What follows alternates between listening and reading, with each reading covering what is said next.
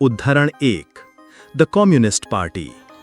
उद्धरण 1 इंग्लिश में the communist party is the core of the Chinese revolution and its principles and policies represent the interests of the people। Hindi में अनुवाद। Communist party चीनी क्रांति का मूल केंद्र है और इसके सिद्धांत एवं नीतियां जनता के हितों का प्रतिनिधित्व करती हैं। प्रश्न, माओ त्से तुंग ने कम्युनिस्ट पार्टी को चीनी क्रांति का मूल केंद्र क्यों कहा और कैसे इसकी नीतियां व सिद्धांत जनता के वास्तविक हितों को दर्शाते हैं?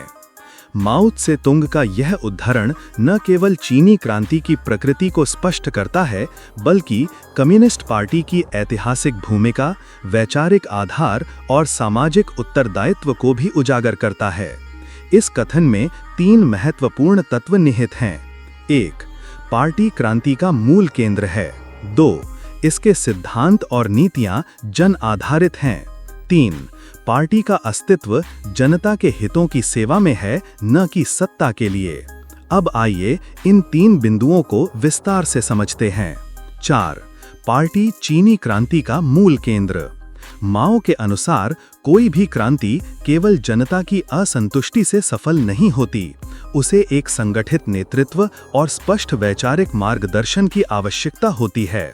20वीं शताब्दी के प्रारंभिक दशकों में चीन एक ऐसे चरण में था जहां सामंती व्यवस्था, विदेशी साम्राज्यवाद और घरेलू पूंजीवाद का संगठित शोषण चल रहा था।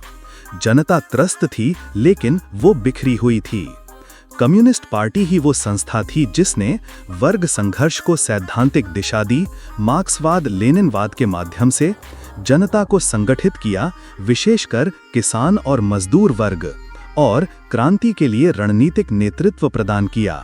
पार्टी बिना क्रांति एक आत्मस्फूर्त गुस्से की लहर बनकर रह जाती, जिसका उपयोग पूंजीवादी और सैन्यवादी ताकतें आसानी से कर लेतीं। माओ इसीलिए कहते हैं कि पार्टी ही मूल केंद्र है, वह धुरी है जिसके चारों ओर पूरी क्रांतिकारी गति घूमती है। 4. नीतियां और सिद्धांत जनता के हित में।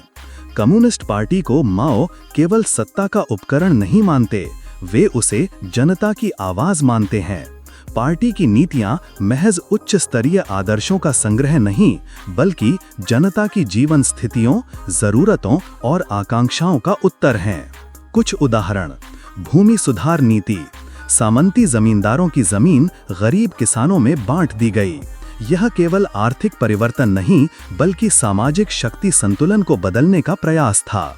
महिला सशक्तिकरण। कम्युनिस्ट पार्टी ने बहुपत्नी प्रथा, बाल विवाह और घरेलू हिंसा जैसी कुप्रथाओं के खिलाफ कानून बनाए और महिलाओं को समान अधिकार दिए। श्रमिक अधिकार। फैक्ट्रियों में श्रमिकों को यूनियन बनाने, वेतन बढ़ाने और काम के घंटे कम करने के अधिकार मिले। ये सब केवल तब संभव हो पाया जब पार्टी ने जनता के वास्तविक जीवन से जुड़कर नीतियां बनाईं। यही कारण है कि माओ बार बार कहते हैं, from the masses to the masses, यानी जनता से सीखो फिर उन्हीं के लिए काम करो। 4. पार्टी की वैधता, जनता के प्रति जवाबदेही। माओ के अनुसार कम्युनिस्ट पार्टी की शक्ति किसी धार्मिक या दैवी स्रोत से नहीं आती, बल्कि जनता के समर्थन और विश्वास से आती है।